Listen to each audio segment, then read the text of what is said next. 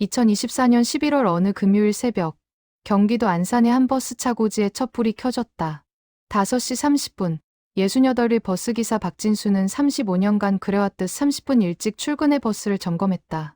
747번 버스, 공단과 주택가를 잇는 23km 구간, 하루 12번 왕복, 1년이면 3,000번, 35년이면 10만 번이 넘는 운행이었다. 오늘이 마지막이라는 사실이 아직도 실감나지 않았다. 정년퇴직, 만 65세. 법으로 정해진 날짜였지만 박진수에게 이 버스는 단순한 운송수단이 아니었다. 33세 처음 핸들을 잡았을 때부터 지금까지 이 버스는 그의 인생 그 자체였다. 진수 씨, 오늘 마지막이죠. 고생 많으셨어요. 차고지 관리실장이 따뜻한 커피를 건넸다. 박진수는 고개를 끄덕이며 받았다. 말은 하지 않았지만 가슴 한쪽이 먹먹했다. 이 새벽 공기, 버스 엔진 소리, 출발 전 점검하는 루틴, 모든 것이 마지막이었다. 버스에 올라 운전석에 앉아 익숙한 감촉이 전해졌다. 손때 묻은 핸들, 삐걱거리는 운전석 시트, 룸미러 옆에 붙어있는 작은 가족 사진. 딸아이가 초등학교 입학하던 날 찍은 사진이었는데 어느새 그 아이도 결혼해 엄마가 되었다. 6시 정각, 첫 차 출발 시간이었다. 박진수는 깊게 숨을 들이쉬고 시동을 걸었다. 익숙한 엔진음이 차 안을 가득 채웠다. 그는 백미러를 통해 텅 빈 객석을 바라보았다. 35년간 이 자리에 얼마나 많은 사람들이 앉았을까. 출근하는 직장인, 등교하는 학생, 시장 가는 할머니, 병원 가는 환자, 데이트하는 연인들. 첫 정류장, 공단 입구였다. 언제나처럼 3명의 승객이 기다리고 있었다. 40대 여성 2명과 50대 남성 1명. 박진수는 그들을 알았다. 10년 넘게 매일 아침 이 정류장에서 타는 사람들이었다. 기사님, 오늘 마지막이시라며요? 한 여성이 조심스럽게 물었다. 박진수는 씁쓸하게 웃으며 고개를 끄덕였다. 네, 오늘이 마지막입니다. 그동안 정말 수고 많으셨어요. 덕분에 안전하게 출근했습니다. 짧은 대화였지만 박진수의 가슴이 뜨거워졌다. 그는 고맙다는 말 대신 미소로 답했다. 버스는 다시 출발했고 익숙한 도로를 달렸다. 35년간 변한 것도 많았고 변하지 않은 것도 많았다. 낡은 공장들 사이로 새 아파트가 들어섰고 좁던 도로는 넓어졌지만 여전히 아침마다 같은 사람들이 같은 정류장에서 기다렸다. 세 번째 정류장에서 고등학생 2명이 올라탔다. 교복을 입은 남학생과 여학생이었다. 박진수는 그들도 알았다. 1년 전부터 매일 아침 이 버스를 타는 학생들이었다. 언제나 나란히 앉아 조용히 이야기를 나누다가 각자의 학교에서 내렸다. 학생들, 오늘 시험 있다며. 잘 보고 와. 박진수가 말하자 두 학생이 놀란 표정으로 돌아보았다. 어떻게 아세요? 어제 너희가 버스에서 공부하는 거 봤지? 힘내라. 남학생이 환하게 웃으며 고개를 숙였다. 감사합니다. 기사님, 열심히 볼게요. 버스는 계속 달렸다. 4번째, 5번째, 6번째 정류장. 사람들이 하나둘 올라탔다. 출근하는 직장인, 시장 가는 노인, 학원 가는 아이들. 박진수는 그들 각자의 얼굴을 기억했다. 누가 어느 정류장에서 타서 어디서 내리는지, 누가 월요일에만 타고 누가 매일 타는지, 누가 아침형이고 누가 저녁형인지. 7번째 정류장에 도착했을 때 80대쯤 되어 보이는 할머니가 천천히 올라타셨다. 허리가 많이 굽은 할머니였다. 박진수는 자리에서 일어나 할머니를 부축했다. 할머니, 천천히 오세요. 고맙습니다. 기사님, 오늘 마지막이라며요? 소문 들었어요. 네. 할머니, 오늘이 마지막입니다. 할머니는 박진수의 손을 꼭 잡으셨다. 주름진 손이었지만 따뜻했다. 그동안 정말 고마웠어요. 기사님 덕분에 안전하게 다닐 수 있었어요. 박진수는 할머니의 손을 가만히 잡고 있었다. 이 할머니도 15년 넘게 이 버스를 이용하신 분이었다. 처음에는 혼자 씩씩하게 다니시더니 몇 년 전부터 지팡이를 짚기 시작하셨고 작년부터는 허리가 많이 굽으셨다. 시간은 모두에게 공평했다. 버스는 종점을 향해 달렸다. 창밖으로 익숙한 풍경이 지나갔다. 새벽 안개가 걷히고 햇살이 도로를 비추기 시작했다. 박진수는 문득 조수석 아래에 놓인 낡은 가방을 떠올렸다. 그 안에는 35년간 매일 써온 일기장이 들어있었다. 총 35권. 12,775일의 기록이었다. 첫 운행을 마치고 차고지로 돌아올 때 박진수는 룸미러로 비어있는 객석을 다시 한번 바라보았다. 오늘 하루 동안 이 자리에 또 얼마나 많은 사람들이 앉게 될까. 그리고 오늘 밤 마지막 운행을 마치면 이 모든 것이 끝나는 것이었다. 가슴이 아렸다. 35년이라는 시간이 주마등처럼 스쳐 지나갔다. 젊은 시절의 열정, 가족을 위한 책임감, 승객들과의 작은 교감, 매일 반복되는 일상 속에서 찾은 작은 행복들. 박진수에게 이 버스는 단순한 직장이 아니라 삶의 터전이었다. 두 번째 운행을 시작하며 박진수는 다짐했다. 오늘 하루 마지막 날을 최선을 다해 운행하자고. 35년간 그래왔듯 안전하게, 친절하게, 정성껏. 1989년 봄, 33세 박진수가 처음 버스 핸들을 잡던 날로 시간이 거슬러 올라간다. 당시는 88올림픽이 끝난 직후였고 나라 전체가 개발의 열기로 들끓던 시절이었다. 안산공단은 하루가 다르게 커졌고 일자리를 찾는 사람들이 전국에서 몰려들었다. 박진수는 그때까지 작은 공장에서 용접 일을 하고 있었다. 결혼한 지 3년째, 갓 태어난 딸을 키우기엔 용접공 수입으로는 빠듯했다. 더 안정적인 일자리를 찾던 중 버스회사 모집 공고를 보았다. 이종 대형 면허만 있으면 된다고 했다. 박진수는 망설임 없이 지원했다. 면접날 면접관이 물었다. 버스 운전이 쉽다고 생각하십니까? 아니요. 사람의 목숨을 싣고 다니는 일인데 쉬울 리 없습니다. 그럼 왜 지원했습니까? 제대로 된 일을 하고 싶습니다. 성실하게 일해서 가족을 책임지고 싶습니다. 박진수는 합격했다. 한 달간의 교육을 거쳐 747번 노선에 배치되었다. 공단과 주택가를 잇는 23km 구간, 정류장 46개, 하루 12번 왕복. 그의 35년 여정이 그렇게 시작되었다. 첫 출근 날, 박진수는 새벽 5시에 일어나 준비했다. 아내가 정성껏 준비해준 도시락을 들고 집을 나섰다. 차고지에 도착해 처음으로 맡은 버스 앞에 섰을 때의 떨림을 지금도 기억한다. 초록색 차체에 흰색으로 쓰인 747이라는 숫자. 그의 버스였다. 긴장하지 마. 천천히, 안전하게만 운행하면 돼. 선배 기사가 어깨를 두드리며 격려했다. 박진수는 고개를 끄덕이고 운전석에 올랐다. 핸들을 잡은 손에 땀이 났다. 첫 시동을 걸었을 때의 울림. 첫 출발을 할 때의 긴장감. 첫 승객을 태웠을 때의 책임감. 모든 것이 생생했다. 그날 저녁, 첫 운행을 마치고 집에 돌아온 박진수는 문구점에 들러 공책 한 권을 샀다. 푸른색 표지의 평범한 대학 노트였다. 집에 도착해 식사를 마치고 책상 앞에 앉았다. 아내가 궁금한 듯 물었다. 여보, 그게 뭐예요? 일기장이야. 오늘부터 매일 쓰려고. 일기요? 갑자기 왜요? 박진수는 잠시 생각하다가 대답했다. 오늘 버스 운전하면서 느꼈어. 내가 하는 일이 단순히 버스를 모는 게 아니라 사람들의 삶을 나르는 거더라고. 그게 뭔가 특별하게 느껴졌어. 그래서 기록하고 싶었어. 매일매일 내가 만난 사람들과 있었던 일들을. 아내는 남편을 바라보며 미소 지었다. 거칠어 보이지만 섬세한 마음을 가진 사람이었다. 박진수는 공책을 펼치고 첫 장에 또박또박 썼다. 1989년 4월 3일 747번 버스기사 박진수의 첫날. 그날부터 박진수는 매일 밤 일기를 썼다. 처음에는 몇 줄로 시작했지만 점점 길어졌다. 하루 동안 만난 승객들, 기억에 남는 순간들, 작은 에피소드들을 빠짐없이 기록했다. 비가 오나 눈이 오나, 기쁜 일이 있거나 힘든 일이 있어도 박진수는 일기를 거르지 않았다. 2달쯤 지났을 때였다. 매일 아침 첫 차에 타는 젊은 여성 승객이 있었다. 25쯤 되어 보였는데 언제나 공장 유니폼을 입고 있었다. 공단의 전자부품 공장에 다니는 것 같았다. 그날도 여성은 첫 정류장에서 버스에 올라탔다. 그런데 평소와 달리 눈이 퉁퉁 부어 있었다. 박진수는 룸미러로 여성을 지켜봤다. 여성은 창밖을 보며 조용히 눈물을 닦았다. 무슨 일이 있는 것 같았다. 박진수는 여성이 내릴 정류장에 조심스럽게 차를 세웠다. 아가씨, 괜찮습니까? 여성이 놀라 고개를 들었다. 박진수는 부드럽게 말했다. 힘든 일 있으면 쉬었다 가도 됩니다. 버스는 또 옵니다. 여성은 잠시 망설이다가 고개를 저었다. 괜찮아요.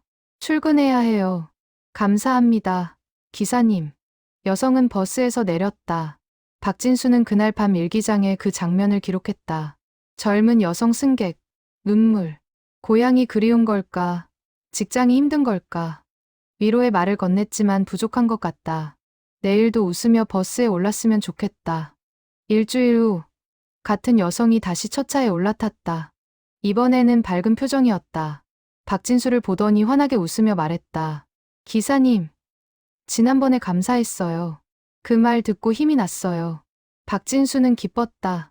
작은 관심과 따뜻한 말 한마디가 누군가에게 위로가 될 수 있다는 것을 알았다. 그날부터 박진수는 승객들을 더 주의 깊게 관찰했다. 누가 어떤 표정으로 버스에 오르는지, 누가 힘들어 보이는지, 누가 기뻐 보이는지. 1년이 지나자 일기장 한 권이 꽉 찼다. 박진수는 두 번째 공책을 샀다. 그리고 계속 썼다. 3년이 지나자 3권이 되었고 5년이 지나자 5권이 되었다. 일기장은 점점 쌓여갔다. 1995년 딸아이가 초등학교에 입학하던 해였다. 박진수는 아이의 입학식 사진을 작게 인화해서 운전석 룸미러 옆에 붙였다.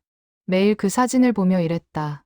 이 아이를 위해서라도 성실하게 일해야겠다고 다짐했다. 어느 날 단골 할아버지 승객이 물었다. 기사님, 매일 그렇게 성실하게 운전하시는 비결이 뭡니까? 박진수는 룸미러 옆 사진을 가리키며 대답했다. 저 아이 때문입니다. 저 아이에게 떳떳한 아버지가 되고 싶어서요. 할아버지는 고개를 끄덕이며 웃으셨다. 좋은 아버지시네요. 그 마음 잃지 마십시오. 그날 밤 일기장에 박진수는 썼다. 떳떳한 아버지, 떳떳한 버스기사.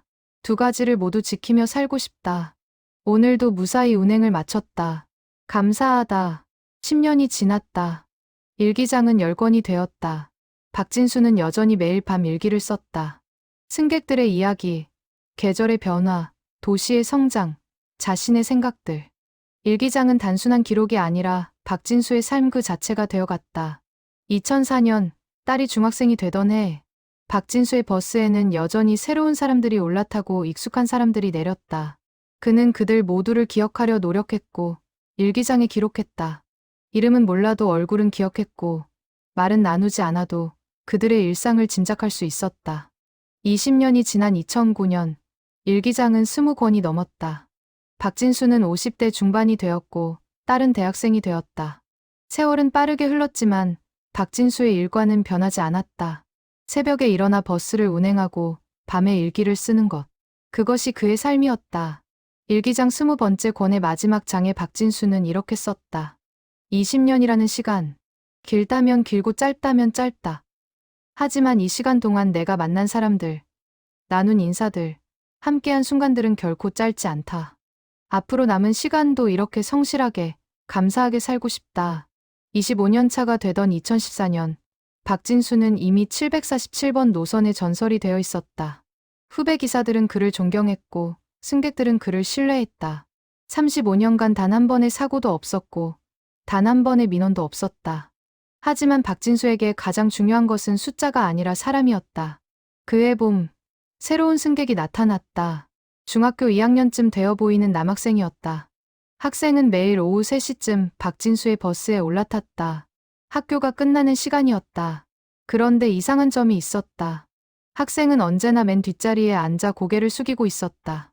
박진수는 룸미러로 학생을 관찰했다. 며칠을 지켜본 결과 학생이 버스에서 혼자 울고 있다는 것을 알았다. 조용히, 아무도 모르게. 박진수의 가슴이 아팠다. 저 나이 또래면 딸아이와 비슷했다. 일주일쯤 지났을 때 박진수는 용기를 내어 말을 걸었다. 종점에 도착했을 때 다른 승객들이 모두 내리고 학생만 남았다. 학생, 괜찮습니까? 학생이 놀라 고개를 들었다. 눈이 빨갛게 충혈되어 있었다. 괜찮아요. 괜찮아 보이지 않는데요. 학교에서 무슨 일 있습니까? 학생은 잠시 망설이다가 조심스럽게 말했다. 학교에서 친구들이 저를 괴롭혀요. 매일. 박진수는 천천히 운전석을 돌려 학생을 마주봤다. 선생님께 말씀드렸습니까? 해봤는데 소용없어요. 더 심해졌어요. 부모님은 아십니까? 학생은 고개를 저었다. 말하면 걱정하실까봐. 박진수는 깊이 생각했다. 이것은 단순히 버스기사가 해결할 수 있는 문제가 아니었다.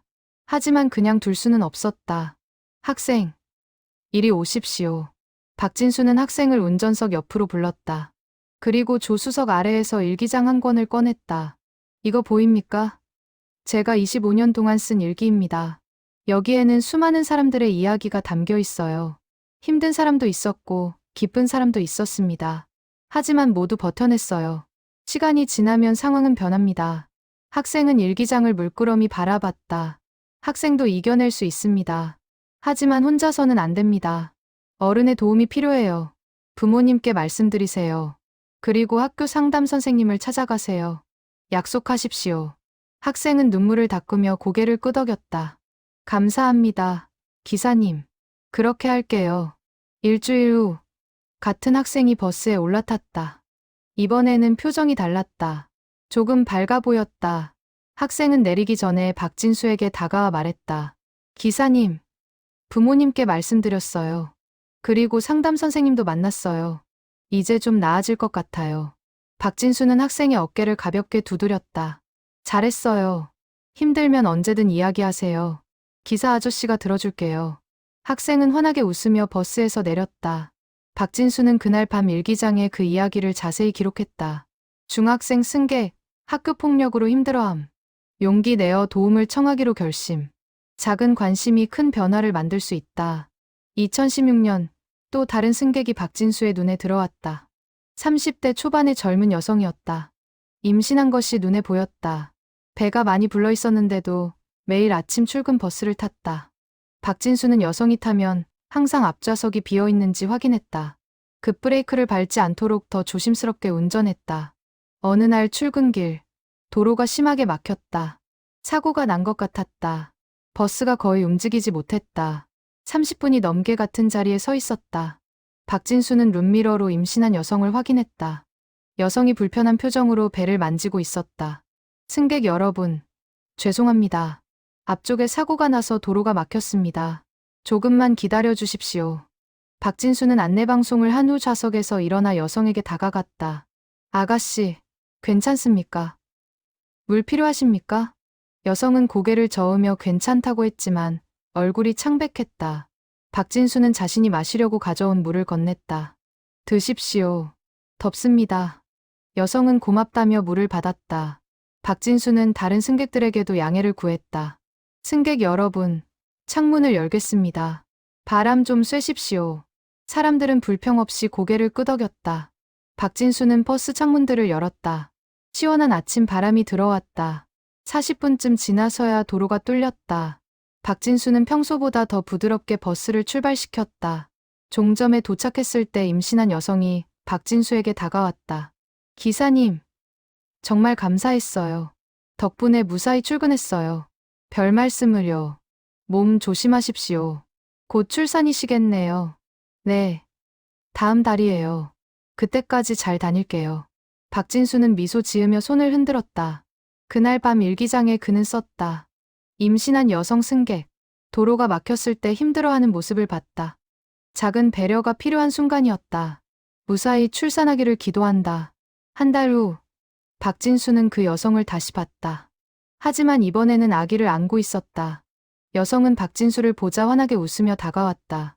기사님, 무사히 나았어요. 보여드리고 싶어서 일부러 찾아왔어요. 박진수는 감동했다. 아기는 작고 예뻤다. 축하합니다. 건강하게 잘 키우십시오. 기사님 덕분에 출산 전까지 안전하게 출근할 수 있었어요. 정말 감사해요. 여성은 깊이 인사했다. 박진수는 그 모습을 보며 가슴이 뜨거워졌다. 버스기사라는 직업이 누군가의 삶에 이렇게 의미 있는 영향을 줄 수 있다는 것이 감사했다. 2018년, 30년 차가 되던 해, 박진수는 어느새 60을 넘긴 나이가 되었다. 하지만 여전히 건강했고 열정적이었다. 일기장은 30권을 넘어섰다. 각 권마다 수백 명의 승객 이야기가 담겨 있었다. 그해 겨울 80대 할머니 한 분이 매일 아침 박진수의 버스를 타셨다. 병원에 가시는 것 같았다. 할머니는 항상 혼자였고 많이 힘들어 보였다. 박진수는 할머니가 타실 때마다 부축해드렸고 자리까지 안내했다. 할머니, 어디 편찮으십니까? 허리가 아파서 매일 물리치료 받으러 다녀요.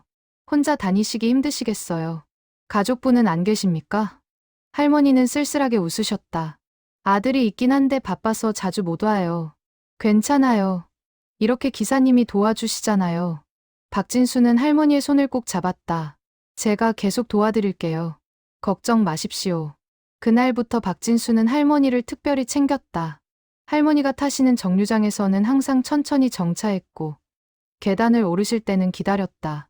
다른 승객들도 할머니를 배려했다. 누군가 할머니께 자리를 양보하고 누군가 짐을 들어드렸다. 석 달쯤 지났을 때 할머니가 박진수에게 말씀하셨다. 기사님, 제가 이제 치료 끝났어요. 많이 좋아졌대요. 기사님 덕분이에요. 박진수는 진심으로 기뻤다. 정말 다행입니다. 할머니, 건강하십시오. 할머니는 작은 봉투 하나를 박진수에게 건네셨다. 이거 받으세요. 감사의 표시예요. 박진수는 손사래를 쳤다. 안 됩니다. 할머니, 제가 한 일이 별거 아닙니다. 아니에요. 기사님은 저한테 큰 힘이었어요. 꼭 받으세요. 박진수는 결국 봉투를 받았다. 집에 돌아와 열어보니 손편지 한 장이 들어있었다. 감사합니다. 박진수 기사님. 기사님의 따뜻한 마음을 평생 잊지 않겠습니다. 박진수는 그 편지를 일기장 사이에 끼워두었다. 그리고 그날 밤 일기에 썼다. 할머니 승객, 치료 완료. 작은 친절이 누군가에게는 큰 위로가 된다. 이 일을 하길 정말 잘했다. 세월은 흘러 2020년이 되었다. 박진수는 64이 되었고 은퇴가 1년 남짓 남았다.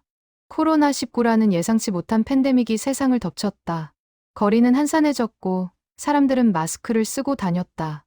버스 안도 예전과는 달랐다. 승객 수가 크게 줄었고 모두가 조심스러워했다. 박진수는 매일 버스를 소독했다. 출근하면 가장 먼저 손잡이, 좌석, 손잡이봉을 깨끗이 닦았다. 승객들의 안전을 위해서였다. 회사에서 지급한 방역물품이 부족하면 자비로 사서 사용했다.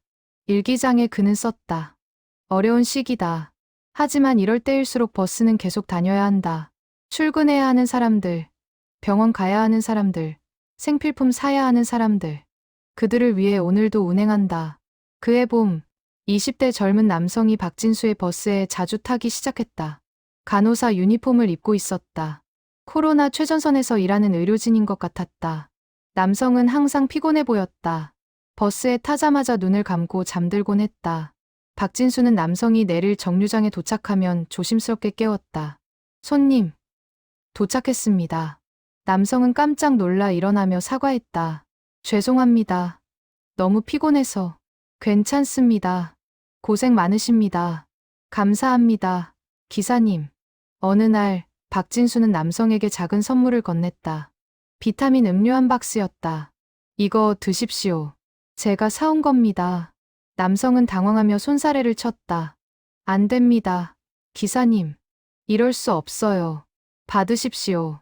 요즘 의료진들 고생이 얼마나 많습니까? 제가 할 수 있는 건 이것밖에 없습니다. 남성의 눈에 눈물이 고였다. 감사합니다. 기사님. 이런 분이 계셔서 힘이 납니다. 박진수는 남성의 어깨를 두드렸다. 그날 밤 일기장에 그는 썼다. 간호사 승객, 코로나 최전선에서 일하는 젊은이. 우리 모두를 위해 싸우는 사람들이다. 작은 응원이라도 하고 싶었다. 팬데믹은 2년 가까이 이어졌다. 힘든 시기였지만 박진수는 단 하루도 쉬지 않고 버스를 운행했다. 승객 수가 줄어도 위험이 있어도 그의 책임감은 변하지 않았다. 오히려 이런 시기일수록 더 필요한 사람이라고 생각했다. 2022년 상황이 조금씩 나아지기 시작했다. 사람들은 다시 일상으로 돌아왔고 버스도 예전처럼 붐비기 시작했다. 박진수는 반가웠다. 익숙한 얼굴들이 하나둘 돌아왔다. 2년간 보지 못했던 승객들이었다.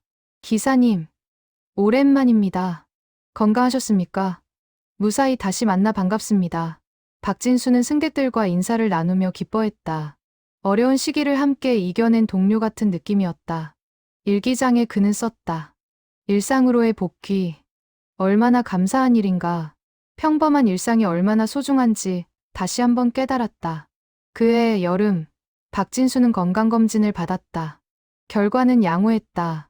35년간 버스를 운전했지만 큰 병 없이 건강했다. 의사가 말했다. 박 선생님, 정말 건강하십니다. 비결이 뭡니까?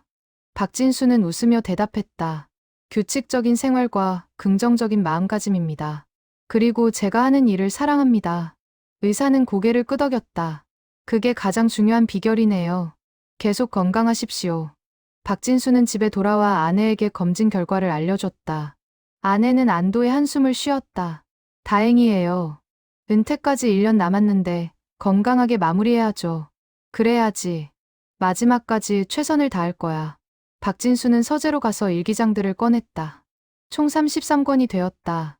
그는 첫 번째 권을 펼쳤다. 1989년 4월 3일, 33살의 젊은 자신이 쓴 글이 눈에 들어왔다. 747번 버스기사 박진수의 첫날. 그로부터 33년이 흘렀다. 박진수는 일기장들을 한 권 한 권 넘겨봤다. 각 페이지마다 수많은 사람들의 이야기가 담겨 있었다. 이름도 모르는 승객들이었지만 박진수는 그들을 기억했다. 출근하는 직장인, 등교하는 학생, 병원 가는 환자, 시장 가는 노인들. 그들 모두가 박진수의 삶에서 소중한 존재였다. 여보, 뭐해요?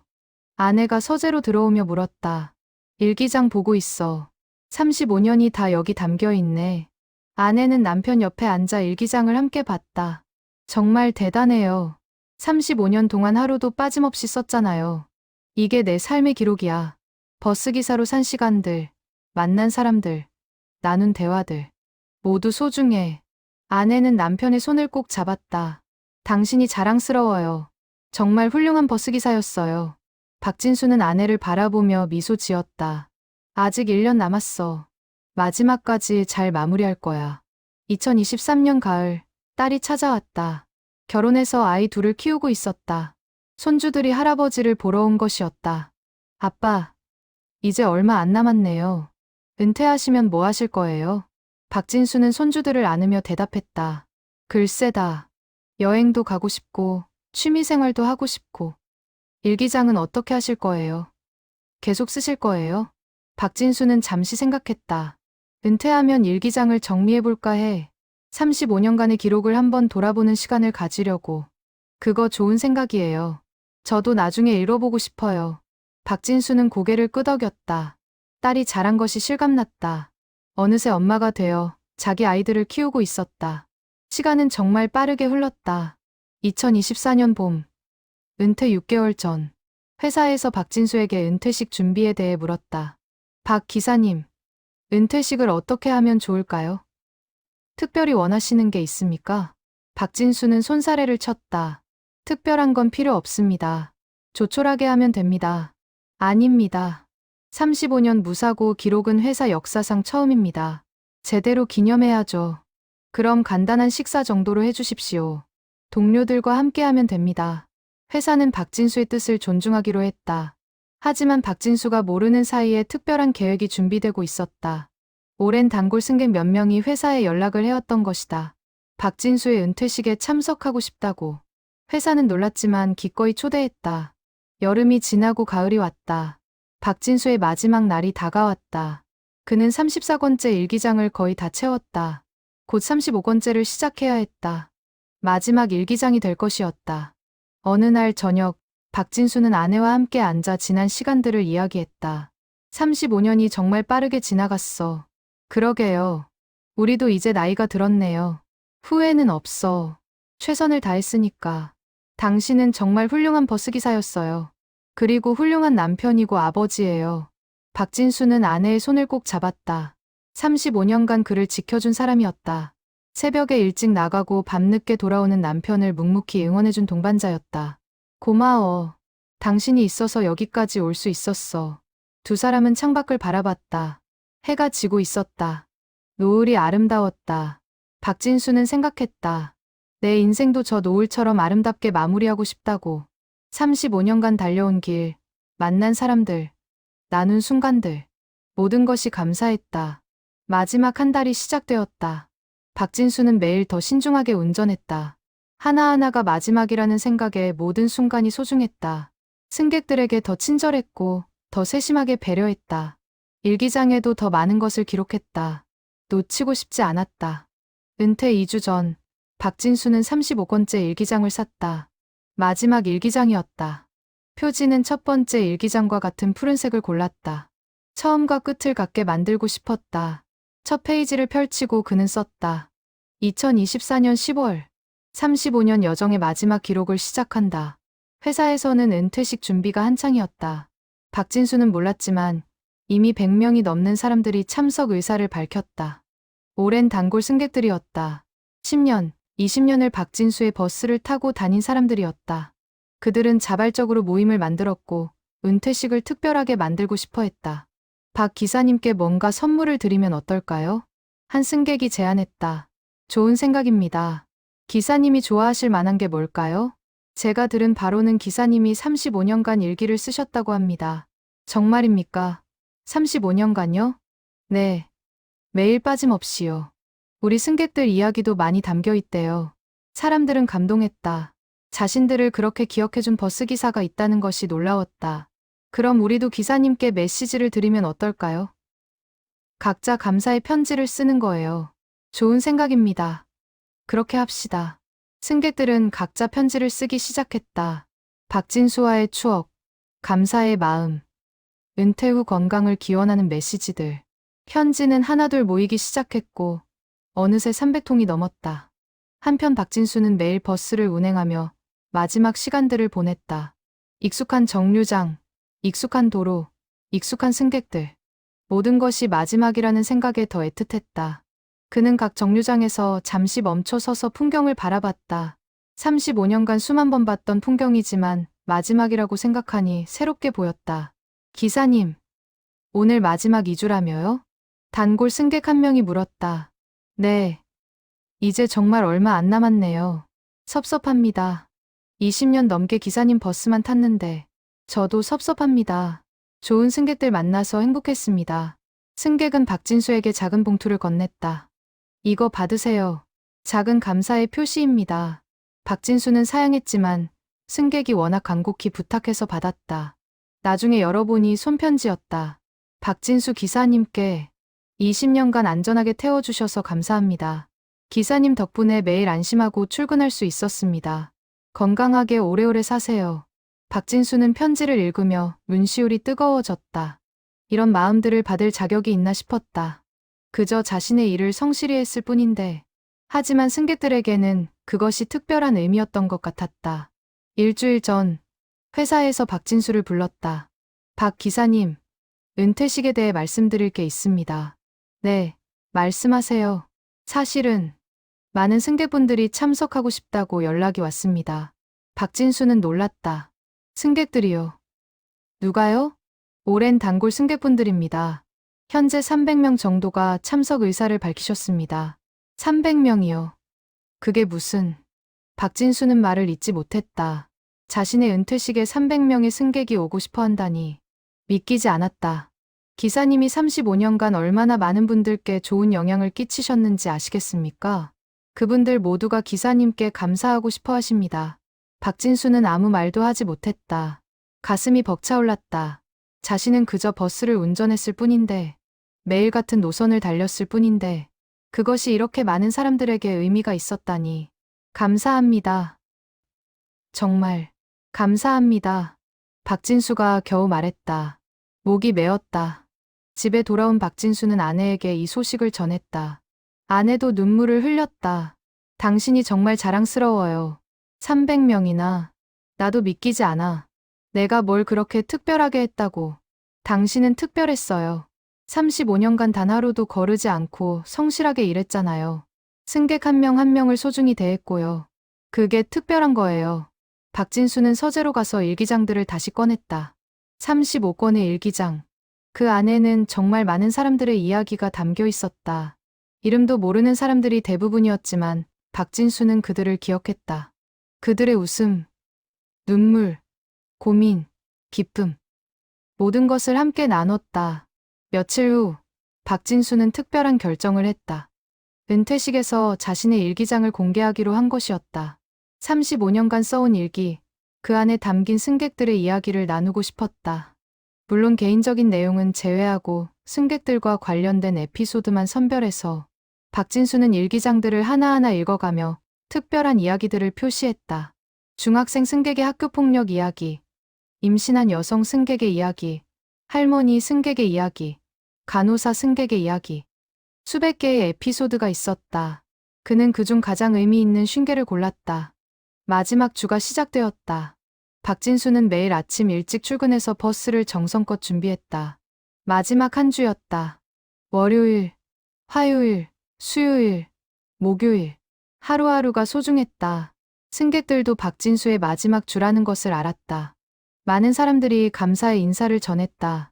기사님, 그동안 감사했습니다. 안전운전 해주셔서 고맙습니다. 건강하세요, 기사님. 박진수는 그들 하나하나에게 정성껏 답했다. 악수도 나누고 포옹도 했다. 35년의 인연이 마무리되는 순간들이었다. 목요일 밤, 박진수는 마지막 일기를 쓰기 전에 잠시 멈췄다. 내일이면 정말 마지막이었다. 35년의 여정이 끝나는 것이었다. 그는 깊은 숨을 들이쉬고 펜을 들었다. 2024년 11월 14일. 내일이 마지막이다. 35년간 달려온 이 길이 끝난다. 섭섭하지만 후회는 없다. 최선을 다했고 의미 있는 시간이었다. 많은 사람들을 만났고 작은 인연들을 나눴다. 그것으로 충분하다. 내일 마지막 운행을 잘 마무리하자. 그리고 은퇴식에서 승객들을 만나자. 감사의 마음을 전하자. 박진수는 일기장을 덮고 불을 껐다. 내일을 위해 일찍 자야 했다. 마지막 날은 완벽하게 마무리하고 싶었다. 새벽에 깬 박진수는 평소보다 더 일찍 일어났다. 샤워를 하고 단정하게 옷을 입었다. 아내가 특별히 준비한 아침을 먹었다. 딸도 새벽에 찾아와 아버지와 함께 아침을 먹었다. 아빠, 오늘 마지막이네요. 그래, 마지막이다. 자랑스러워요, 아빠. 정말 훌륭한 버스기사였어요. 박진수는 딸의 머리를 쓰다듬었다. 고맙다, 딸아. 가족들과 작별 인사를 나누고 박진수는 집을 나섰다. 마지막 출근길이었다. 거리는 아직 어두웠고 새벽 공기는 차가웠다. 하지만 박진수의 마음은 따뜻했다. 35년간 걸어온 이 길, 마지막이라는 생각에 감회가 새로웠다. 차고지에 도착했을 때 동료 기사들이 모두 나와 있었다. 박 형님, 마지막 출근이시네요. 그동안 고생 많으셨습니다. 우리의 영원한 선배님, 존경합니다. 박진수는 후배들과 악수를 나눴다. 그들도 언젠가 자신처럼 이 순간을 맞이할 것이었다. 박진수는 그들에게 당부했다. 안전운전하고 승객들 잘 대하고 자부심 가지고 일하세요. 명심하겠습니다, 형님. 박진수는 747번 버스로 걸어갔다. 35년간 함께한 동반자였다. 차체는 낡았지만 여전히 든든했다. 그는 버스를 쓰다듬으며 중얼거렸다. 오늘이 마지막이구나. 그동안 고마웠어. 2024년 11월 15일 금요일 새벽 6시. 박진수는 35년간 해왔던 것처럼 747번 버스의 시동을 걸었다. 익숙한 엔진음이 울렸다. 하지만 오늘은 달랐다. 마지막이었다. 그는 룸미러를 통해 빈 객석을 바라봤다. 얼마나 많은 사람들이 이 자리에 앉았을까. 수백만 명은 될 것이었다. 첫 정류장으로 출발했다. 도로는 한산했다. 새벽의 고요함 속에서 버스 엔진 소리만 들렸다. 가로등 불빛이 차창을 스쳐 지나갔다. 박진수는 이 풍경을 눈에 담으려 애썼다. 마지막이니까. 첫 정류장, 공단 입구. 언제나처럼 3명의 승객이 기다리고 있었다. 10년 넘게 매일 아침 이곳에서 타는 사람들이었다.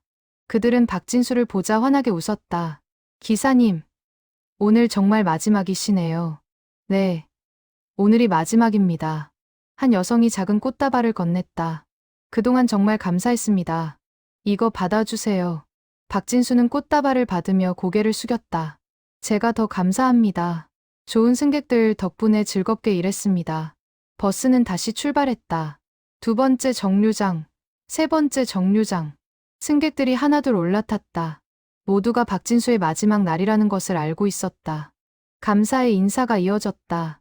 네 번째 정류장에서 고등학생 2명이 올라탔다. 1년 전부터 박진수의 버스를 타는 학생들이었다. 그들은 박진수에게 편지 봉투를 건넸다. 기사님, 저희가 쓴 편지예요. 꼭 읽어주세요. 고맙다. 학생들, 공부 열심히 하고, 네, 기사님도 건강하세요. 박진수는 편지를 조수석에 놓았다. 나중에 천천히 읽어보려고 했다. 버스는 계속 달렸다. 5번째, 6번째 정류장. 승객들이 계속 올라탔다. 평소보다 버스가 붐볐다. 마지막 날을 함께하고 싶어하는 사람들이 많았다. 7번째 정류장에서 80대 할머니가 올라타셨다. 15년 넘게 박진수의 버스를 이용하신 분이었다. 박진수는 자리에서 일어나 할머니를 부축했다. 할머니, 천천히 오세요. 고맙습니다. 기사님. 오늘 마지막이라 꼭 타야겠다 싶었어요. 할머니는 작은 보자기를 건네셨다. 이거 받으세요. 제가 직접 만든 수건입니다. 박진수는 보자기를 풀어봤다. 정성스럽게 수놓은 수건 2장이 들어있었다. 한 장에는 감사라는 글자가, 다른 한 장에는 건강이라는 글자가 수놓아져 있었다. 할머니, 이렇게까지. 받으세요. 기사님 덕분에 15년간 안전하게 다닐 수 있었어요. 박진수는 할머니의 손을 꼭 잡았다. 말을 잇지 못했다. 가슴이 뜨거웠다. 버스는 종점을 향해 달렸다. 창밖으로 익숙한 풍경이 지나갔다. 공장 단지, 아파트촌, 상가거리. 35년간 수만 번 본 풍경이지만 오늘따라 더 아름다워 보였다. 햇살이 도로를 비추고 나무들이 바람에 흔들렸다. 첫 운행을 마치고 종점에 도착했을 때 박진수는 잠시 운전석에 앉아 심호흡을 했다. 11번이 남았다. 하루 12번 왕복하니까 11번만 더 운행하면 35년의 여정이 끝나는 것이었다. 2번째 운행, 3번째 운행. 시간이 흘러갔다. 승객들은 계속 올라타고 내렸다. 모두가 박진수에게 감사의 인사를 전했다. 꽃다발을 주는 사람, 편지를 주는 사람, 악수를 청하는 사람. 박진수는 그들 모두에게 정성껏 답했다. 점심시간이 되었다. 박진수는 차고지에 잠시 들러 휴식을 취했다. 동료들이 특별히 준비한 점심을 함께 먹었다. 다들 축하와 격려의 말을 건넸다. 형님, 정말 고생 많으셨습니다. 35년 무사고 기록, 대단하십니다. 우리의 영원한 롤모델이십니다. 박진수는 고맙다고 말했다. 동료들과의 우정도 소중했다. 함께 일하며 나눈 이야기들, 서로 격려하고 도운 시간들, 모두가 값진 추억이었다. 오후 운행이 시작되었다. 6번째, 7번째, 8번째 운행. 해가 서쪽으로 기울었다.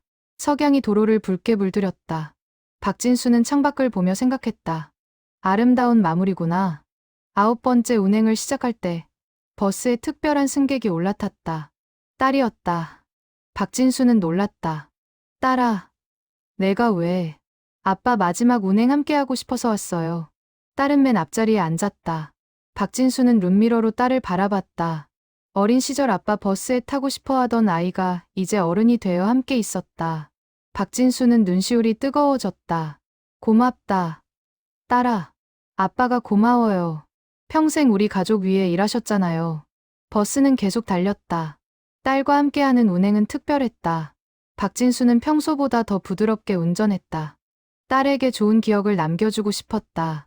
10번째, 11번째 운행. 시간은 빠르게 지나갔다. 어느새 해가 지고 있었다. 마지막 운행의 시간이 다가왔다. 오후 7시, 박진수는 마지막 12번째 운행을 위해 버스에 올랐다. 이번에는 많은 동료 기사들과 직원들이 함께 승차했다. 마지막을 함께하기 위해서였다. 형님, 저희도 함께 가겠습니다. 마지막 운행, 함께하고 싶습니다. 박진수는 고맙다며 고개를 숙였다. 버스는 출발했다. 밤거리를 달렸다. 가로등 불빛이 차 안을 비췄다. 승객들은 조용히 창밖을 바라봤다. 모두가 이 순간의 의미를 알고 있었다. 마지막 정류장들을 지나며 박진수는 각각의 장소를 눈에 담았다. 46개의 정류장. 각 정류장마다 수많은 추억이 있었다. 첫 승객을 태운 곳, 할머니를 매일 부축해드린 곳, 학생들에게 응원의 말을 건넨 곳. 모든 곳이 특별했다. 오후 9시, 마지막 종점에 도착했다. 박진수는 천천히 버스를 정차시켰다. 엔진을 껐다. 35년간 수없이 반복한 동작이었지만 오늘은 마지막이었다. 그는 운전석에 앉아 잠시 눈을 감았다. 지난 시간들이 주마등처럼 스쳐 지나갔다. 동료들이 하나둘 자리에서 일어났다. 그들은 박진수에게 다가와 악수를 청했다. 포옹도 나눴다. 모두의 눈에 눈물이 맺혔다. 형님, 정말 고생 많으셨습니다. 존경합니다, 형님. 건강하게 오래오래 사십시오. 박진수는 그들과 작별 인사를 나눴다. 마지막으로 버스에서 내렸다. 차고지 마당에 섰을 때 하늘을 올려다봤다. 별이 빛나고 있었다. 박진수는 혼잣말로 중얼거렸다. 끝났구나. 35년이 끝났어. 딸이 다가와 아버지를 안았다. 아빠, 정말 수고하셨어요. 자랑스러워요. 박진수는 딸을 꼭 안았다. 가족을 위해 달려온 35년이었다. 후회는 없었다. 최선을 다했고 의미 있는 시간이었다. 집으로 돌아가는 길, 박진수는 창밖을 바라봤다. 익숙한 거리가 지나갔다. 35년간 매일 달린 이 길, 이제는 승객으로만 다니게 될 것이었다. 이상한 기분이었지만 나쁘지 않았다. 집에 도착해 현관문을 열자 아내가 미소를 지으며 맞이했다. 수고했어요, 여보. 응, 다녀왔어. 박진수는 신발을 벗으며 깊은 한숨을 내쉬었다. 35년의 무게가 내려놓아지는 느낌이었다. 가벼웠지만 동시에 허전했다. 서재로 가서 일기장을 꺼냈다. 마지막 기록을 써야 했다. 2024년 11월 15일, 35년 여정의 마지막 날, 마지막 운행을 무사히 마쳤다. 많은 승객들과 동료들이 함께해줬다. 감사하고 또 감사하다. 이제 새로운 삶이 시작된다. 하지만 747번 버스와 함께한 시간들은 영원히 내 마음속에 남을 것이다. 박진수는 펜을 내려놓고 일기장을 덮었다. 35권의 일기장. 12,775일의 기록. 그의 인생이 그 안에 담겨 있었다. 내일은 은퇴식이었다. 300명의 승객들이 온다고 했다. 박진수는 기대되면서도 긴장됐다. 그들에게 무슨 말을 해야 할까? 어떻게 감사를 표현해야 할까? 밤늦게까지 박진수는 은퇴식에서 할 말을 준비했다. 그리고 특별히 선별한 일기장 속 에피소드들을 다시 한번 읽어봤다. 각 이야기마다 생생한 기억이 되살아났다. 그 순간의 감정, 승객들의 표정, 나눴던 대화들, 모두가 소중했다. 2024년 11월 16일 토요일 오후 2시, 회사 강당에 사람들이 모이기 시작했다. 박진수는 아내, 딸과 함께 도착했다. 강당 입구에서 그는 멈춰 섰다. 이미 100명이 넘는 사람들이 자리를 채우고 있었다. 모두 낯익은 얼굴들이었다. 35년간 자신의 버스를 타던 승객들이었다. 여보, 저 사람들 모두. 아내가 놀라 말했다. 네, 모두 제 버스를 타던 승객들입니다. 박진수는 가슴이 벅차올랐다. 정말 왔구나. 자신의 은퇴식을 위해 이렇게 많은 사람들이 모였다. 믿기지 않았다. 회사 총무부장이 박진수를 안내했다. 박 기사님, 이쪽으로 오십시오. 준비된 자리가 있습니다. 강단 앞 특별석으로 안내되었다. 박진수와 가족들이 자리에 앉자 사람들이 박수를 보냈다. 우레와 같은 박수 소리가 강당을 가득 채웠다. 박진수는 자리에서 일어나 깊이 인사했다. 2시 30분. 은퇴식이 시작되었다. 사회자가 단상에 올라 인사말을 했다. 안녕하십니까. 오늘은 747번 노선 박진수 기사님의 영예로운 은퇴식입니다. 35년간 단 한 번의 사고도 없이 성실하게 근무하신 박 기사님께 감사와 존경의 박수를 보냅니다. 다시 한번 박수가 터져나왔다. 박진수는 고개를 숙였다. 부끄러웠지만 동시에 자랑스러웠다. 회사 사장이 단상에 올라 치사를 했다.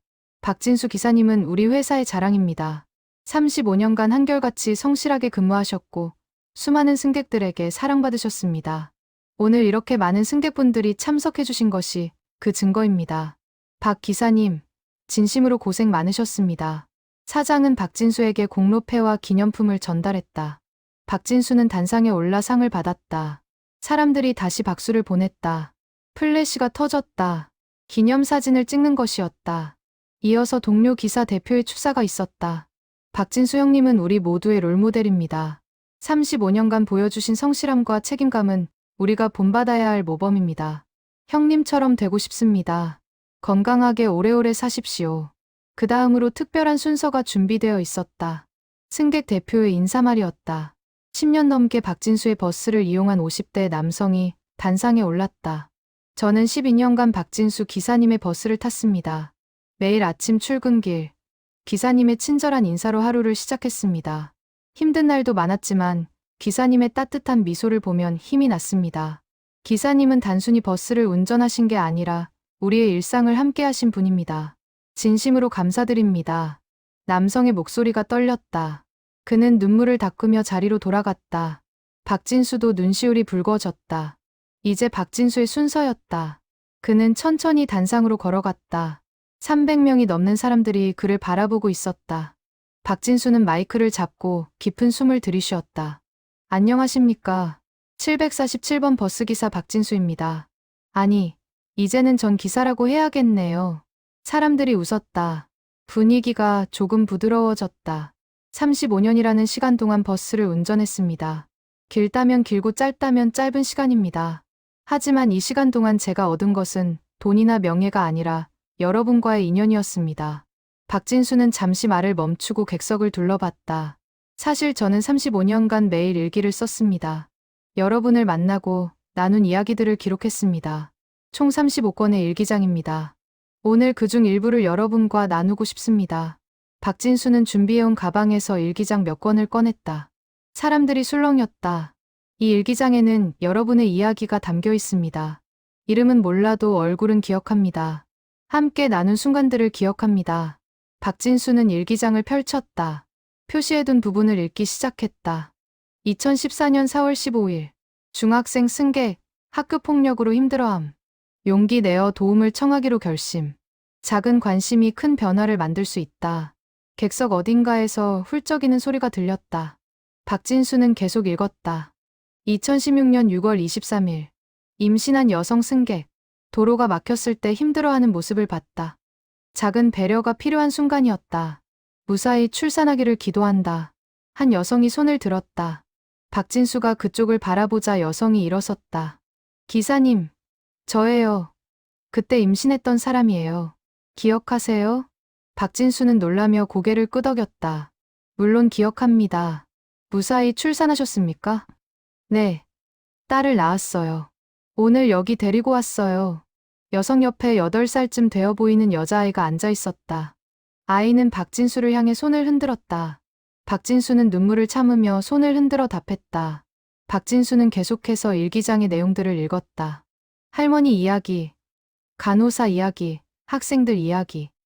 각 이야기마다 해당 승객이 손을 들어 자신을 밝혔다. 강당은 감동의 물결로 가득 찼다. 저는 그저 버스를 운전했을 뿐입니다. 하지만 여러분과 함께한 시간은 제 인생에서 가장 의미 있는 시간이었습니다. 감사합니다. 정말 감사합니다. 박진수는 더 이상 말을 잇지 못했다. 목이 메었다. 그는 깊이 인사했다. 사람들이 자리에서 일어나 박수를 보냈다. 기립박수였다. 박수 소리가 5분 넘게 이어졌다. 박진수가 자리로 돌아가자 사회자가 다시 단상에 올랐다. 이제 승객 여러분이 준비하신 특별한 선물이 있습니다. 직원 한 명이 큰 상자를 가지고 나왔다. 상자를 열자 수백 통의 편지가 나왔다. 승객들이 각자 쓴 감사 편지였다. 박 기사님, 이 편지들은 오늘 참석하신 모든 분들이 정성껏 쓰신 것입니다. 300통이 넘습니다. 천천히 읽어보십시오. 박진수는 떨리는 손으로 편지 한 통을 꺼냈다. 펼쳐 읽기 시작했다. 박진수 기사님께 20년간 매일 아침 기사님의 버스를 탔습니다. 기사님의 인사로 하루를 시작했고 기사님의 안전운전 덕분에 무사히 출근할 수 있었습니다. 이제 기사님을 볼 수 없다는 게 섭섭하지만 건강하고 행복한 노후를 보내시길 기원합니다. 감사합니다. 박진수는 편지를 읽으며 눈물을 흘렸다. 한 통, 두 통, 세 통. 각각의 편지마다 진심이 담겨 있었다. 감사의 마음, 추억, 응원의 메시지. 박진수는 이 편지들을 평생 간직하리라 다짐했다. 은퇴식은 오후 5시까지 이어졌다. 식사 시간이 준비되었고 사람들은 자유롭게 이야기를 나눴다. 많은 승객들이 박진수에게 다가와 직접 인사를 나눴다. 악수도 하고 포옹도 했다. 사진도 함께 찍었다. 기사님, 정말 감사했습니다. 기사님 덕분에 즐거웠습니다. 건강하세요, 기사님. 박진수는 그들 하나하나에게 정성껏 답했다. 이름은 몰라도 얼굴은 기억했다. 함께 나눈 순간들을 기억했다. 그것으로 충분했다. 해가 지고 은퇴식이 끝나갈 무렵 박진수는 강당 밖으로 나왔다. 석양이 아름다웠다. 그는 하늘을 올려다보며 깊은 숨을 들이쉬었다. 35년의 여정이 정말 끝났구나. 딸이 다가와 아버지의 팔짱을 꼈다. 아빠, 정말 감동적이었어요. 울컥했어요. 나도 그래. 이렇게 많은 사람들이 기억해 줄 줄 몰랐어. 아빠는 특별한 사람이에요. 그걸 오늘 확인했어요. 박진수는 딸의 머리를 쓰다듬었다. 가족들과 함께 주차장으로 걸어가는 길. 박진수는 돌아봤다. 강당에서 사람들이 하나둘 나오고 있었다. 그들도 박진수를 보고 손을 흔들었다. 박진수는 손을 흔들어 답했다. 차에 타기 전 박진수는 마지막으로 회사 건물을 바라봤다. 35년을 함께한 곳이었다. 이제는 추억이 되었다. 하지만 좋은 추억이었다. 후회 없는 시간이었다. 은퇴 후 첫 주, 박진수는 이상한 기분을 느꼈다. 35년간 매일 새벽에 일어나 버스를 몰았는데 이제는 그럴 필요가 없었다. 알람을 맞추지 않아도 되었고 서두를 필요도 없었다. 하지만 몸은 습관을 기억했다. 새벽 5시면 자동으로 눈이 떠졌다. 첫날 아침, 박진수는 침대에 누워 천장을 바라봤다. 지금쯤이면 차고지로 가고 있을 시간이었다. 버스 점검을 하고 첫 운행을 준비할 시간. 하지만 더 이상 그럴 필요가 없었다. 자유로웠지만 동시에 허전했다. 여보, 왜 안 주무세요? 아내가 물었다. 습관이 되어서 그래. 몸이 기억하나 봐. 천천히 적응하세요. 이제 쉬어야죠. 박진수는 고개를 끄덕였다. 하지만 쉬는 것이 쉽지 않았다. 35년간 일만 하다가 갑자기 멈추니 뭘 해야 할지 몰랐다. 아침을 먹고 거실에 앉아 텔레비전을 켰다. 아침 뉴스가 나왔다. 평소 같으면 이 시간에 첫 운행을 하고 있을 텐데. 둘째 날도 마찬가지였다. 새벽에 일어나 할 일이 없어 집 안을 어슬렁거렸다. 아내가 말했다. 산책이라도 다녀오세요. 집에만 있으면 답답해요. 박진수는 산책을 나갔다.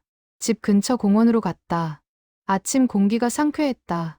걷다 보니 마음이 조금 편해졌다.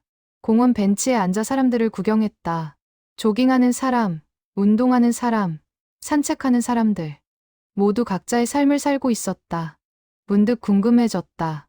지금쯤 747번 버스는 어디쯤 달리고 있을까? 새로 배치된 기사는 잘하고 있을까? 단골 승객들은 새 기사를 어떻게 생각할까? 박진수는 스마트폰을 꺼내 버스 앱을 확인했다. 747번은 지금 6번째 정류장을 지나고 있었다. 박진수는 씁쓸하게 웃었다. 자기 없이도 버스는 잘 달리고 있었다. 일주일이 지났다. 박진수는 조금씩 적응하기 시작했다. 아침 산책을 일과로 만들었고, 낮에는 책을 읽거나 집안일을 도왔다. 저녁에는 아내와 함께 드라마를 봤다. 평범한 일상이었다. 하지만 뭔가 부족한 느낌이었다. 어느 날 저녁, 딸이 찾아왔다. 아빠, 요즘 어떻게 지내세요? 응, 그냥 지내지. 뭐, 심심하진 않으세요? 박진수는 솔직하게 대답했다. 조금 그래. 35년간 바쁘게 살다가 갑자기 멈추니까 적응이 안 돼. 딸이 아버지를 바라보며 말했다. 아빠, 취미생활 같은 거 시작해보는 게 어때요? 아빠가 좋아하는 일 찾아서. 취미라. 박진수는 생각해봤다. 자신이 좋아하는 게 뭐였지?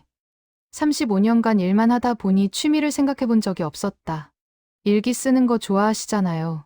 글쓰기는 어때요? 딸의 말에 박진수는 고개를 끄덕였다. 그것도 좋겠네.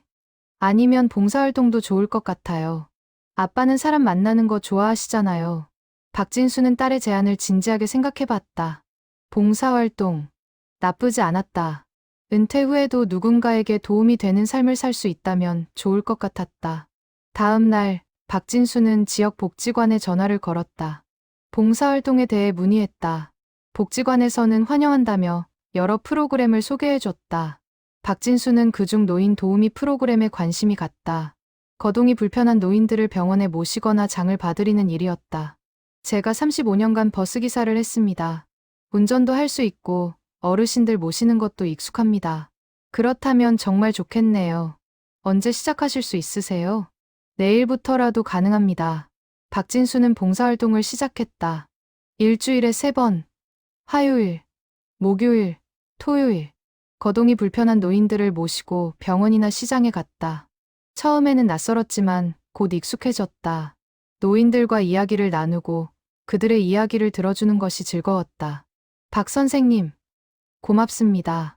덕분에 편하게 병원 다닐 수 있어요. 80대 할머니가 감사 인사를 했다. 천만에요. 제가 더 보람 있습니다. 박진수는 진심이었다. 봉사활동을 하며 다시 삶의 목적을 찾은 기분이었다. 누군가에게 도움이 되는 것. 그것이 그가 평생 해온 일이었다. 버스기사로서도, 이제는 봉사자로서도. 한 달이 지났다. 박진수는 새로운 일상에 완전히 적응했다.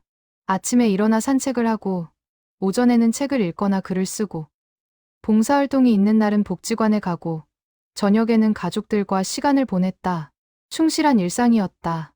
어느 날, 박진수는 서재에서 35권의 일기장을 꺼냈다.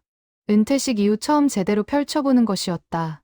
그는 첫 번째 권부터 천천히 읽기 시작했다. 1989년 4월 3일, 첫날의 기록. 33세 젊은 자신이 쓴 글이 낯설면서도 반가웠다. 한 권, 두 권, 세 권. 박진수는 일기장들을 읽어 내려갔다. 각 페이지마다 생생한 기억이 되살아났다. 만났던 사람들, 나눴던 대화들, 느꼈던 감정들. 모든 것이 어제 일처럼 선명했다. 며칠에 걸쳐 35권을 모두 읽었다. 마지막 페이지를 덮을 때 박진수는 깊은 감동을 느꼈다. 이것이 자신의 인생이었구나. 평범하지만 의미 있는 삶. 거창하지 않지만 진실한 삶. 여보, 뭐해요? 아내가 서재로 들어왔다. 일기장 읽고 있었어. 어때요? 다시 읽어보니? 좋아. 내 인생이 헛되지 않았다는 걸 확인했어. 아내는 남편 옆에 앉아 일기장을 함께 넘겼다. 당신 정말 대단해요. 35년간 하루도 빠짐없이 썼잖아요. 이게 내 보물이야. 돈으로 살 수 없는 거. 두 사람은 함께 일기장을 읽었다. 추억을 나눴다. 웃기도 하고 울기도 했다. 시간은 빠르게 흘렀지만 기억은 선명했다. 그날 밤, 박진수는 새로운 결심을 했다. 일기를 계속 쓰기로 한 것이었다. 은퇴했지만 인생은 계속되니까. 매일의 일상, 만나는 사람들, 느끼는 감정들을 기록하고 싶었다. 박진수는 새 공책을 샀다. 36번째 일기장이었다. 표지는 역시 푸른색을 골랐다. 첫 페이지를 펼치고 그는 썼다. 2024년 12월 1일. 은퇴 후 새로운 삶의 시작. 버스기사는 아니지만 여전히 의미 있는 삶을 살고 싶다. 봉사활동을 하며 사람들을 만나고 가족들과 시간을 보내며 매일을 감사하게 살고 싶다. 일기를 쓰고 나니 마음이 편해졌다. 박진수는 창밖을 바라봤다. 밤하늘에 별이 빛나고 있었다. 새로운 시작이었다. 두렵지 않았다. 35년간 최선을 다해 살아왔으니까 앞으로도 그렇게 살면 되는 것이었다. 며칠 후 박진수는 복지관에서 특별한 제안을 받았다. 박 선생님, 혹시 어르신들께 이야기를 들려주실 수 있으세요? 이야기요? 네. 선생님의 경험담이요. 35년간 버스기사로 살아온 이야기, 만난 사람들 이야기. 어르신들이 좋아하실 것 같아요. 박진수는 흔쾌히 수락했다. 다음 주 화요일, 복지관 강당에서 첫 강연을 했다. 50명 정도의 노인들이 모였다. 박진수는 긴장했지만 이야기를 시작하자 자연스러워졌다. 35년의 이야기를 들려줬다.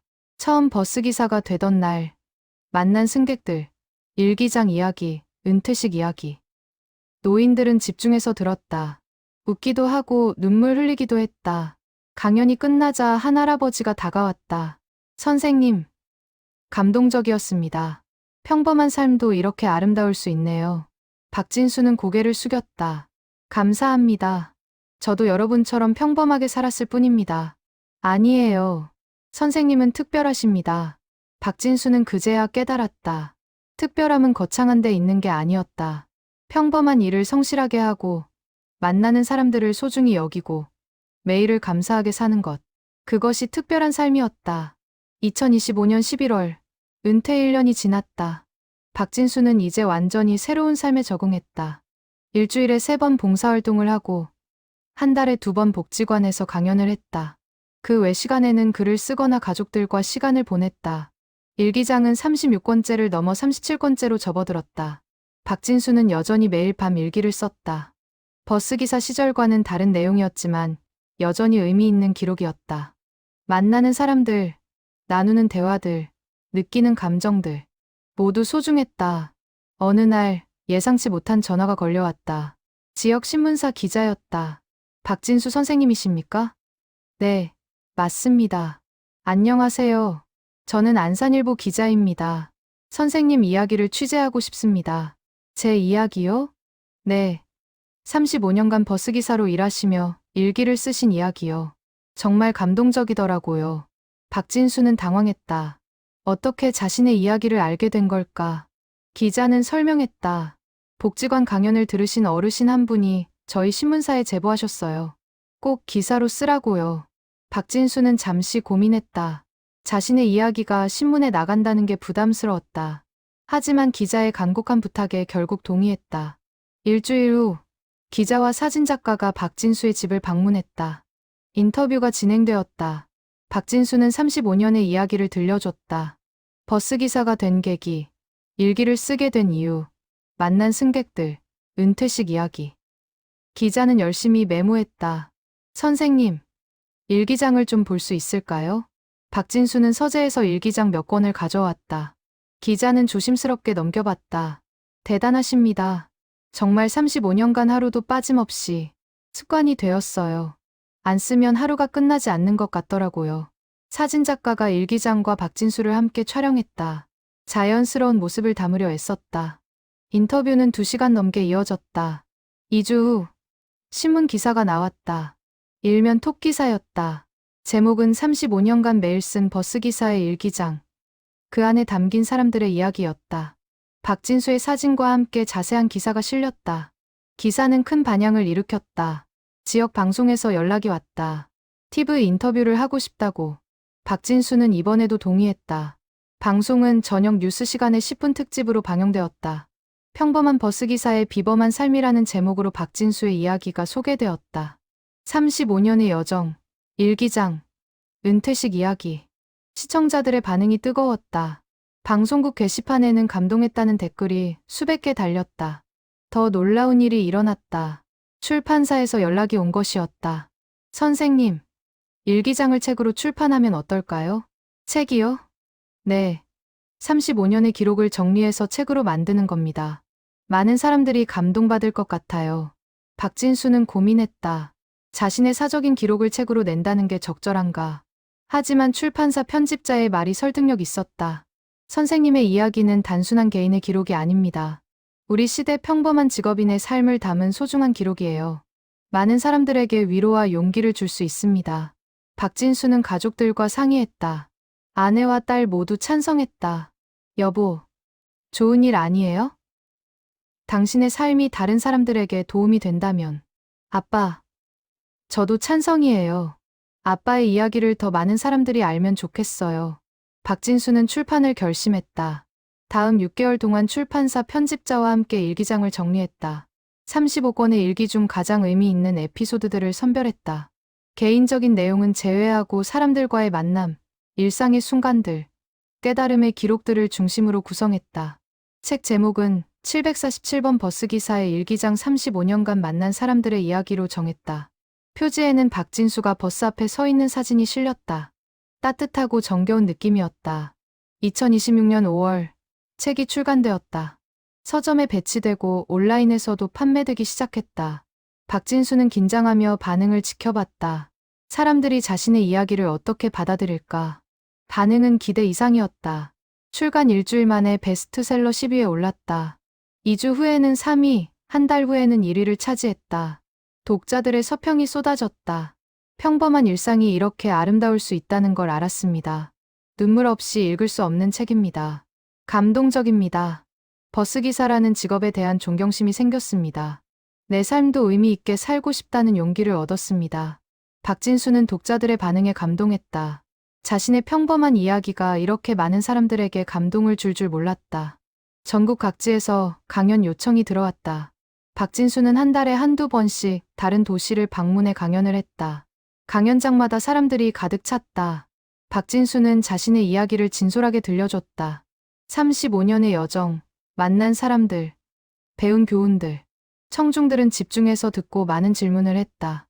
어떻게 35년간 하루도 빠짐없이 일기를 쓸 수 있었습니까? 습관입니다. 처음에는 의지로 시작했지만 나중에는 습관이 되었습니다. 가장 기억에 남는 승객은 누구였습니까? 모두가 특별했습니다. 이름은 몰라도 각자의 이야기가 있었고 그 이야기들이 모두 소중했습니다. 지금 행복하십니까? 박진수는 잠시 생각하다가 대답했다. 네, 행복합니다. 과거에도 행복했고 지금도 행복합니다. 평범한 삶이지만 의미 있게 살았으니까요. 강연이 끝나면 사인회가 이어졌다. 독자들이 책을 들고 줄을 섰다. 박진수는 한 명 한 명에게 정성껏 사인을 해줬다. 짧은 대화도 나눴다. 선생님, 덕분에 용기를 얻었습니다. 저도 선생님처럼 살고 싶어요. 감동적인 책 써주셔서 감사합니다. 박진수는 그들의 말에 고맙다고 답했다. 자신의 이야기가 이렇게 많은 사람들에게 영향을 줄 수 있다는 게 신기했다. 책은 계속 팔려나갔다. 6개월 만에 50만 부를 돌파했다. 박진수는 믿기지 않았다.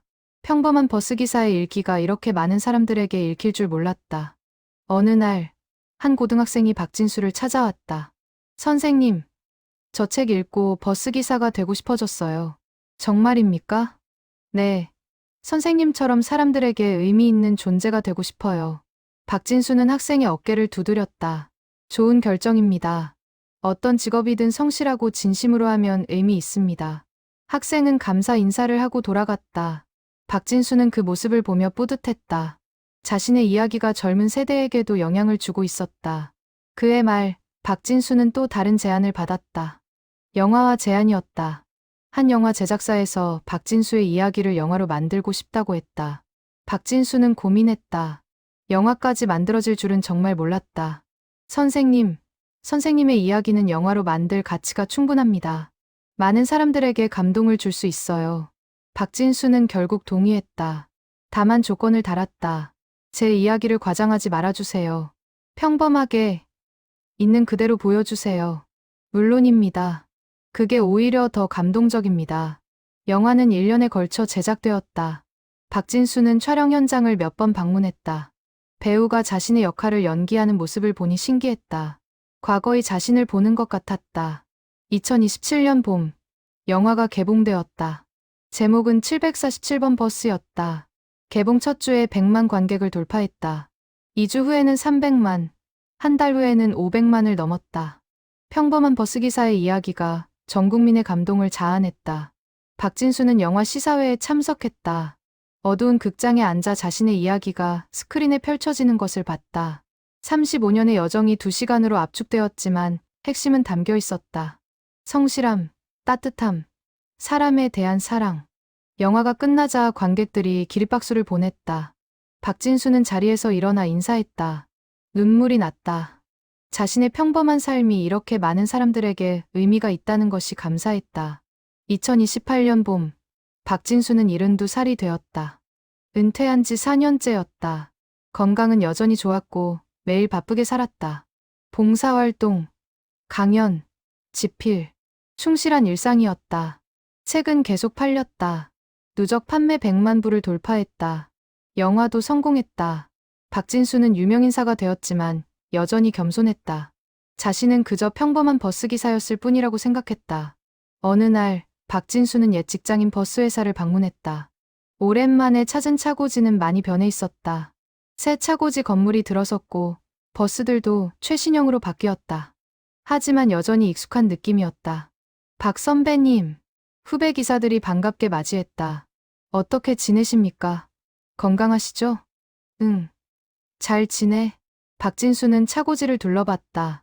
747번 버스를 찾았다. 여전히 같은 노선을 운행하고 있었다. 새 기사가 운전하고 있었다.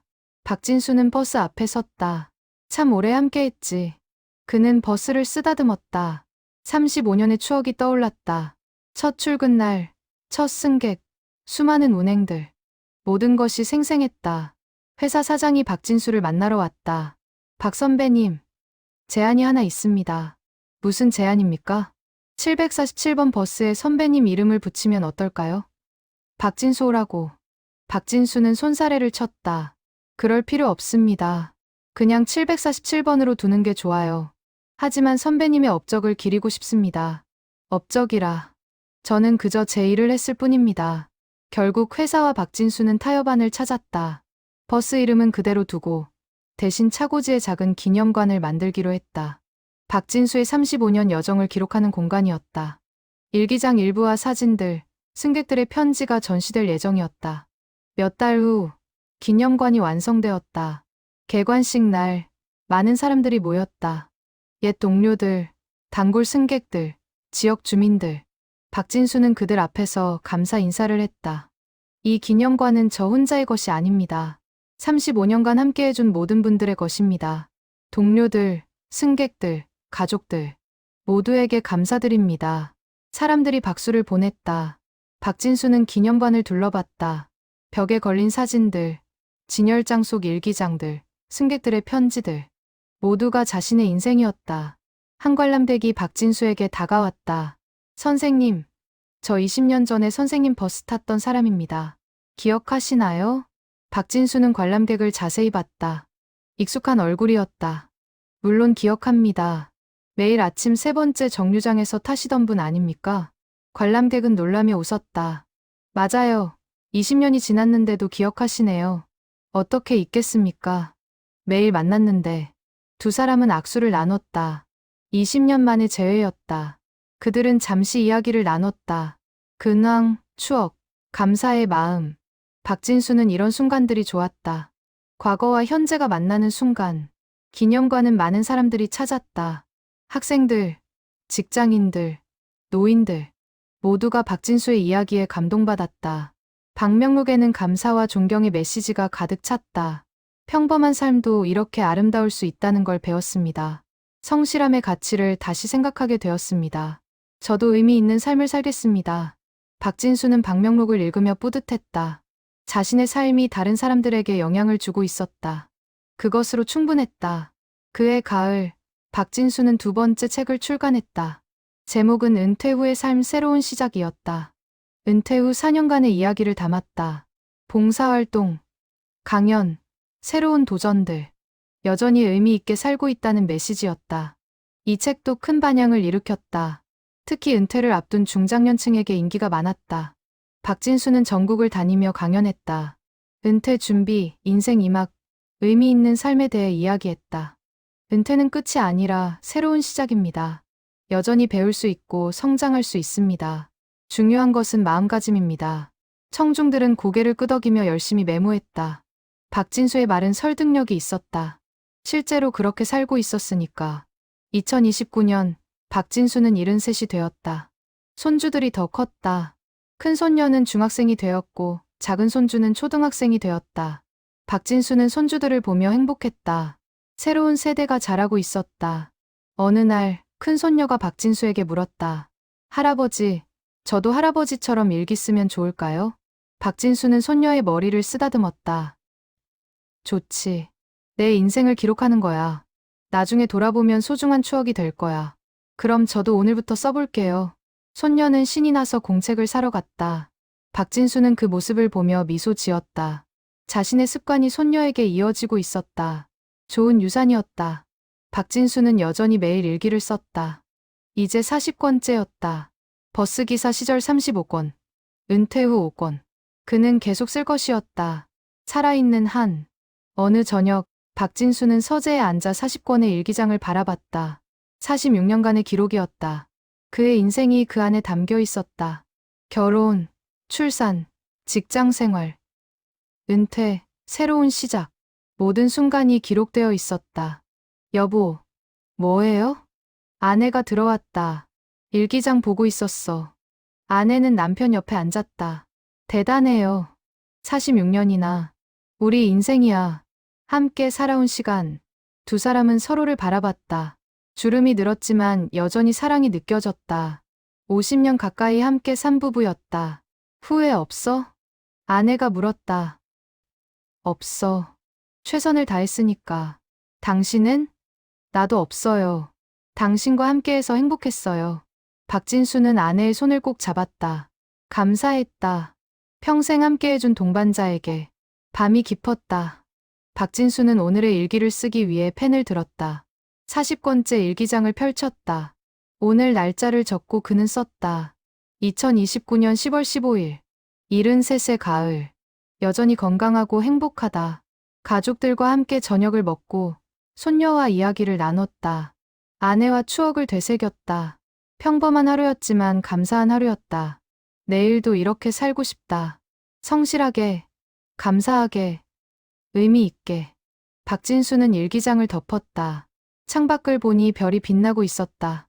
그는 깊은 숨을 들이쉬었다. 삶이 아름다웠다. 평범하지만 충만했다. 747번 버스기사 박진수. 35년간 한 노선을 달린 평범한 기사. 하지만 그의 삶은 결코 평범하지 않았다. 매일 만난 승객들을 기억하고 하루도 빠짐없이 일기를 쓰고 성실하게 살았다. 그것이 그를 특별하게 만들었다. 박진수의 이야기는 계속될 것이었다. 책으로, 영화로, 기념관으로, 그리고 무엇보다 그의 일기장 속에 46년의 기록, 그리고 앞으로 더 써질 기록들. 그것이 박진수가 남기는 유산이었다. 평범한 삶의 비범한 기록. 한 사람의 성실함이 얼마나 많은 사람들에게 감동을 줄 수 있는지 보여주는 증거. 박진수는 그것을 증명했다. 그리고 계속 증명해 갈 것이었다. 밤하늘의 별들이 반짝였다. 박진수는 마지막으로 일기장을 쓰다듬었다. 40권의 일기장. 그의 보물이었다. 돈으로 살 수 없는 세상에서 가장 소중한 보물.